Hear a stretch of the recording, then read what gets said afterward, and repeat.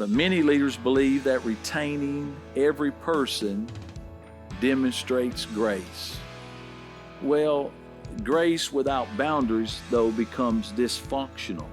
When we keep that one person, now I know that people say, well, Jesus left the one, and I preached on that. He left the 99 to win the one. Well, that's a wandering sheep. That's not an unrepentant, resistant, rebellious sheep he went after. It's one that was ignorant. Well, I hope you're having a great day.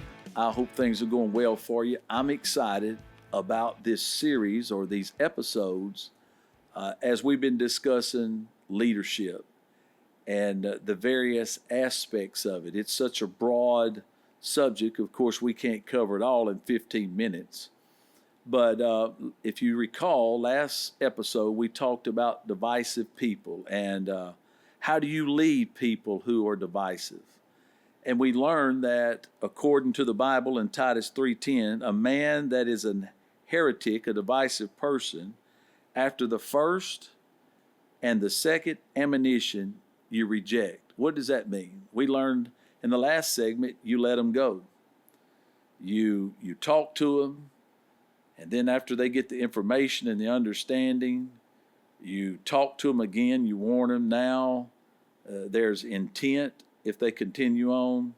And the third time he said it's best to let them go.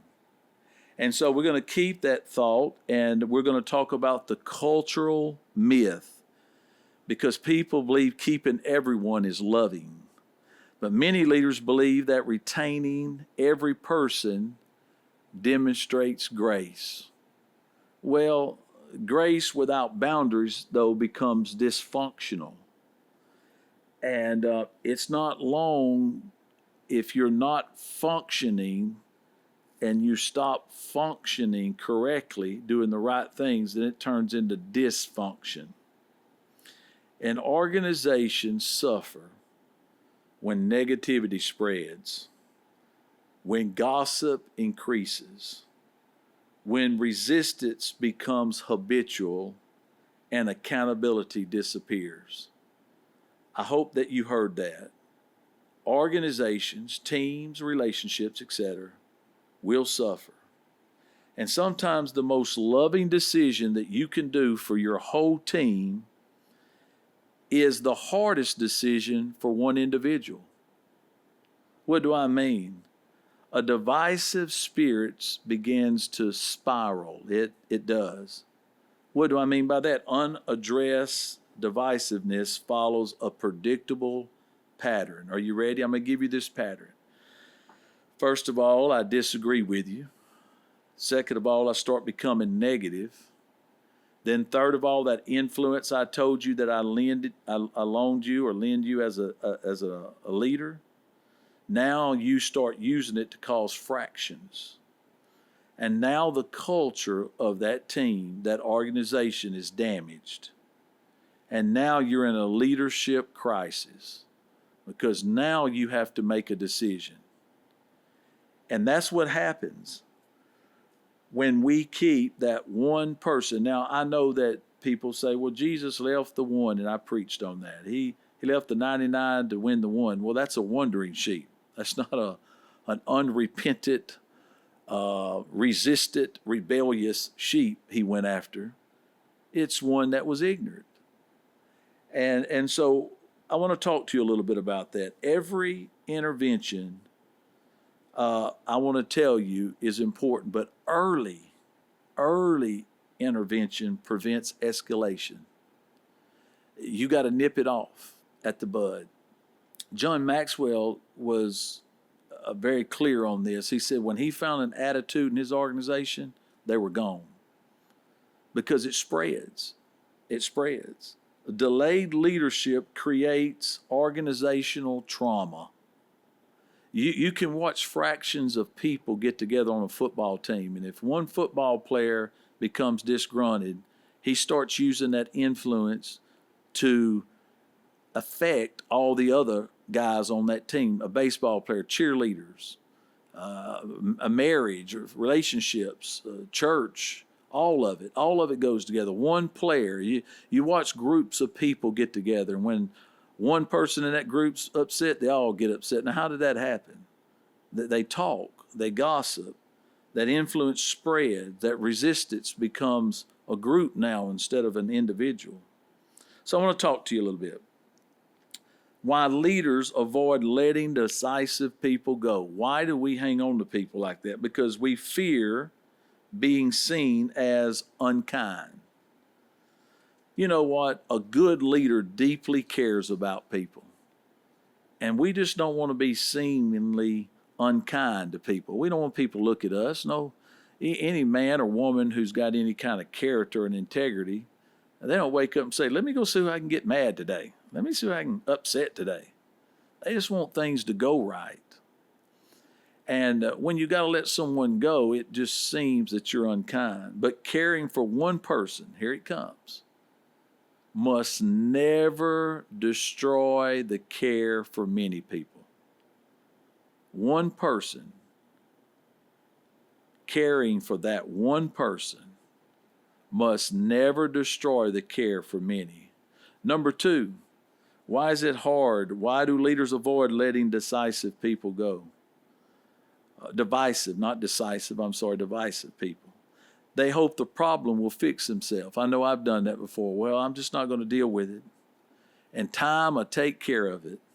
But you know what I find out time does? It strengthens it. You allowing that negative influence now to start permeating. And it goes from this person to that person to this person to that person. And what you thought would heal in time now has spread. Number three, they are emotionally draining. You're like, oh, God, I got to go deal with this. I mean, you know, your T-ball team would be okay if the parents would grow up, huh? Well, that's just a fact.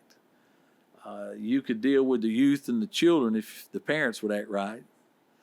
And when you got to get into this emotional thing and you're dealing with people and you're hoping that you can sit down and have an adult conversation and deal with this in an adult way, you just know before the conversation, this one conversation is going to take 10 or 15 conversations. It is emotionally draining. And so people just kind of displace it. I'm not going to deal with it because it drains me. But constant tension, what it does, it exhausts leaders.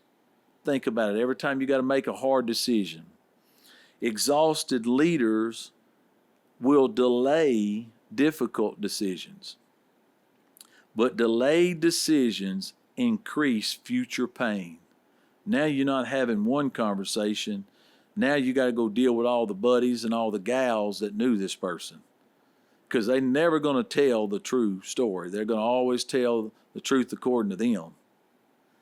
Now, Paul and Barnabas were two people in the Bible that loved each other, but it says in Acts 15:39 that there was contention, and it was sharp among them two, and they departed from each other. What is this telling us? Even strong leaders sometimes recognize that separation preserves the mission. What's the most important thing is the team, the church, the job. Yes, individuals are important. Please don't misunderstand me. Yes, every single soul is important. But when we say every single soul, it cannot be just one soul that's affecting all the other souls. We can't let one person take down the team. So sometimes there's a separation, and division is not always failure. Sometimes it's strategic clarity. Let me talk about the influential volunteer. Let's just talk about that. A gifted volunteer begins, right? And he starts or she starts, and it's all wonderful, it's all rosy. But after a while, they start questioning the leadership publicly. They start criticizing decisions privately.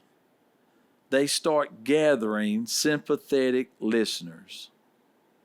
I am amazed at the people that do not do their homework. They'll have some smooth talking guy or girl tell them a story, and they will listen to that story and they will not do their homework. It's amazing. The leader, what he does, he hesitates because this person's very talented. They have history with you.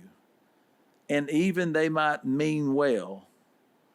But meanwhile, you look around and your team's morale is declining.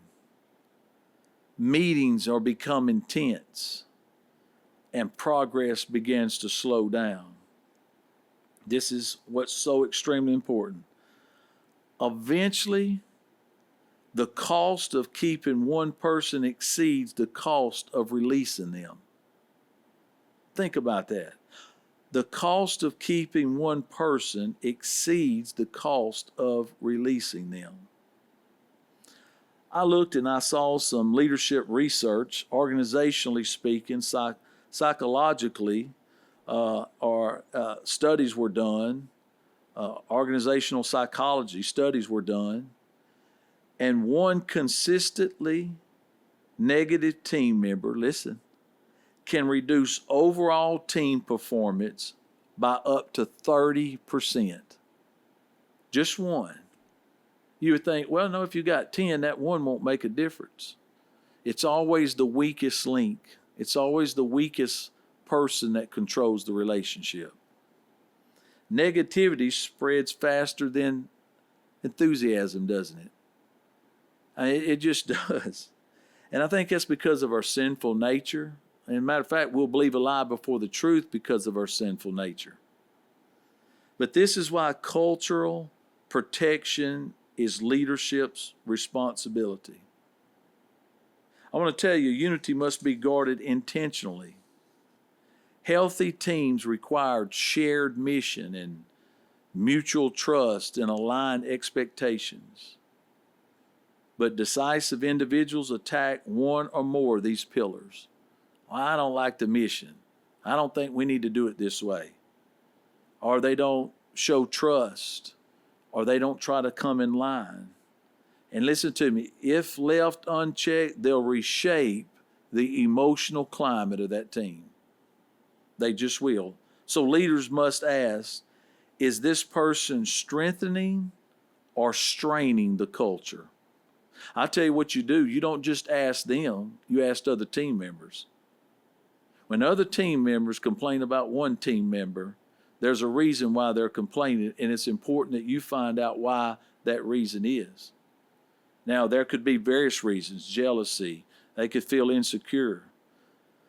But when you have a team of people that tells you that they can't get along with one member, I think it would behoove us as leaders to find out why they can't get along with that team member. So I'll give you just a few things, and then we will continue on leadership. Keeping one healthy person can cost you 10 healthy ones. Low performers and divisive people will run away your eagles from that organization. Matter of fact, I think that's their intention sometimes. Because if you're only left with them, you need them, and they can hold you hostage. But I want to tell you, keeping one unhealthy person can cost you 10 healthy ones. And correction delayed becomes cultural damage. That's what it does. Don't delay it. And then the last thing, peace is not the absence of conflict. Listen to me, it is the presence of alignment. And so you get alignment right and there's peace. You get the right people on the right bus, and we talked about that, in the right place, and get the wrong people off the bus. That's called alignment. So letting people go should follow this progress. Ready? Number one. Now, biblical leadership's not impulsive, by the way. It is structure. Number one, there must be private clarification. Address the behavior very clearly. This is what you're doing. Number two, there must be clear warning. Define consequences honestly. This is what's going to happen if you continue on. Number three, opportunity for change. Allow growth. Let them know what that looks like. And number four, a decisive release. A decisive release. That's what you want to do. protect the culture if change does not occur. And here's the last thing I'll say to you. This process, what it'll do, it'll preserve both compassion and accountability. You've warned, you've instructed, you've shown, you've taught, you've asked. I'm going to let you go. The first 3 or 4 was compassion. The last one is called accountability. And so I am Dr. KD. I've been enjoying being with you. I look forward to the next episode as we continue on how to deal with divisive people.